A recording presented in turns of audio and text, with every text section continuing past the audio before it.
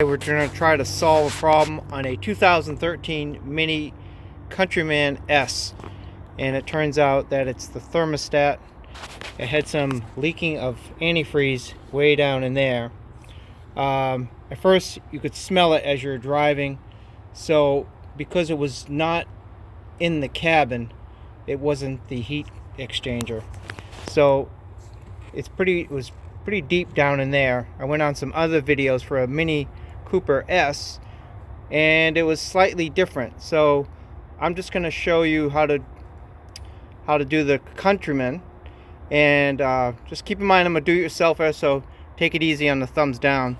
The first step is you're going to drain the coolant, and those hoses, there's a connector hose right under the front, so put your car on ramps and disconnect the hoses, and make sure you have a drain pan to disconnect to get all the coolant out. Here are the tools that you're going to need. This is really important. This is a extended hose clamp. That is a definite must. And the other simple ones are it's a T25 screwdriver. That's to undo the clips on the electrical harness. The thing is about the minis, you push down on the connector, it doesn't seem to work. So you put this under the front of that and pop the front of the clip off, and that is 10 millimeter. A mirror, I'll show you what that's going to be for, and some masking tape.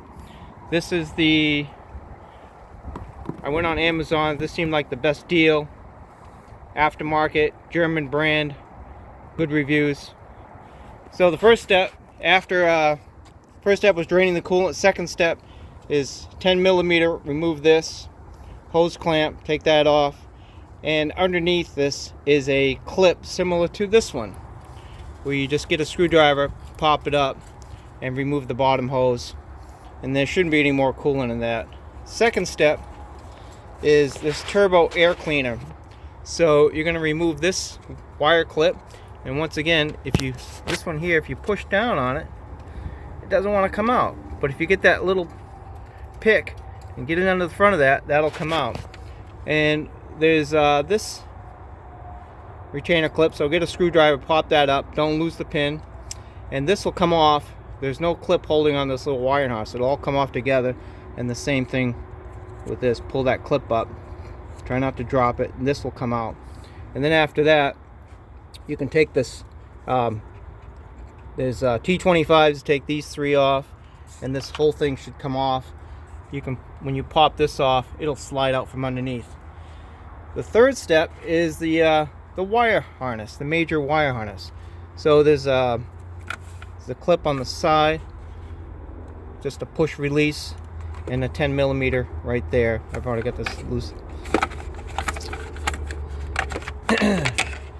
And then you only have to take, there's three of them, but you only have to take these two off.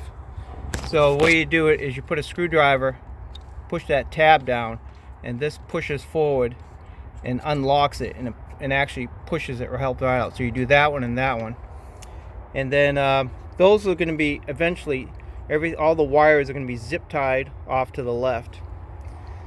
The next step is this lower air box, and the way that comes out, there's not much holding it in, but you want to take it out as a whole assembly. So there is a T25 right there, and then on the front, right in here, you're going to stick a screwdriver on each side. Just pry that, and that whole assembly will come out. Everything will come out. There might be some hoses connected to the sides. Just take those off, and then you'll be able to swing out and take out that whole assembly.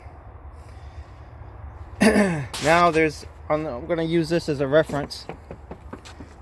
There's a couple of wire clips, little wire harnesses. There's one there, and there's one off here. And once again, you're going to have to use the pick similar to this one. You're going to have to kind of get it underneath and pry it up. So there's only two wire harnesses off there. And then there are the hoses. It's got a lot of hoses on here. So that's why that that extended hose clamp wrench is going to work, because there is 1, 2, 3, 4, 5 hoses on this, and some of those clamps are hard to get, and you might have to use a screwdriver or that pick to help pry it off. And then once you get all those hoses off, try to help them get it out of the way. One thing that's going to be in your way, there is a little plastic piece that goes on the top here, and that is pretty much something to zip tie the wire harness to. So cut those off, those wire ties, and pop this out, this plastic piece, because that might be in your way too. And then you'll be getting any unnecessary wires. Just get some zip ties and then push them off to the left in here, just to kind of get them out of the way. And then you'll have pretty easy access to all these hoses. So take off all the hoses one at a time. You can start with this one, then this one, then that one, and then you'll have access to that one. Then after you do that, there's 3 bolts. Let's see, you can use the new one as a reference on where the bolts are. So there's 1, 2, and 3, 10 millimeter. So take those out. They come out pretty easily, and try not to drop them.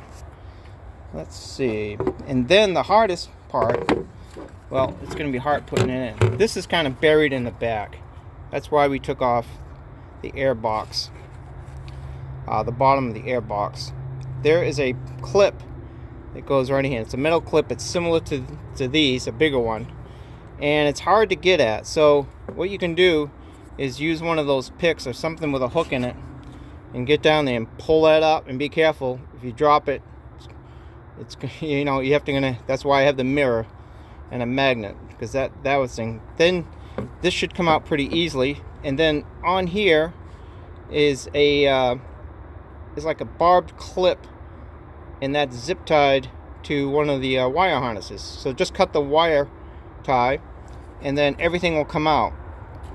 Now, to make everything easier to get back in, I use grease on everything, on all where all the hoses are.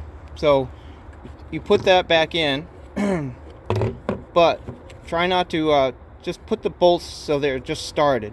And another thing about trying to get these bolts in, that's why I use the mirror, and that's why I use the masking tape, because it's hard to get the bolts in without dropping them. So I put the head of the bolt in there, and then I use that masking tape and wrap it around there so I don't drop the bolt.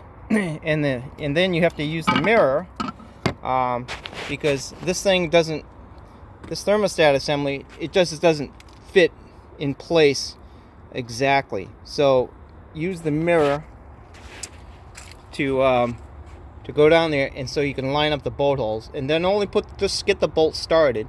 Because the biggest pain in the ass, and it's a major pain in the ass, is trying to get the clip back on, because you barely have any hand room to try to get it on. And I couldn't get it on vertically. This came on vertically, but I was able to get it on from the side. So this clip is necessary, because this is what's going to hold this in, and any vibration may cause this to come out. But that is going to be the biggest pain in the ass of getting this clip back in, because the manifold is right above it, and there's not much hand room. So you got to get a headlamp, try to get that clip in, try not to drop it, and then once you clip that in, I clipped it in from the side, then you can go tighten down the bolts. Tighten them down. Don't tighten them all at once. Get them down, and then go back and kind of rotate around and slowly tighten them. When I took this off, these bolts were very loose, and I'm not sure if they're torqued very loosely.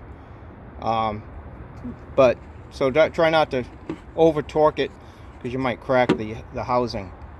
And then put everything in reverse order, and once you get everything back together, it's hard to say, but I'll show you on this one. There's access to get a screwdriver, a long screwdriver, and you're going to undo this about 2 turns. Then you're going to start filling up your reservoir until you see coolant come out of there. Then you can tighten it. And then fill this back up, and it's going to go to right about that level there. Start your engine up and let things warm up a little bit, and then after a few minutes, go back and loosen this screw again. You might hear some air coming out. And then let it get up to temperature, see if there's any coolant drop. I didn't have any coolant drop. Do a road test and see if you need any more coolant, and that should solve your problems. Thanks for watching.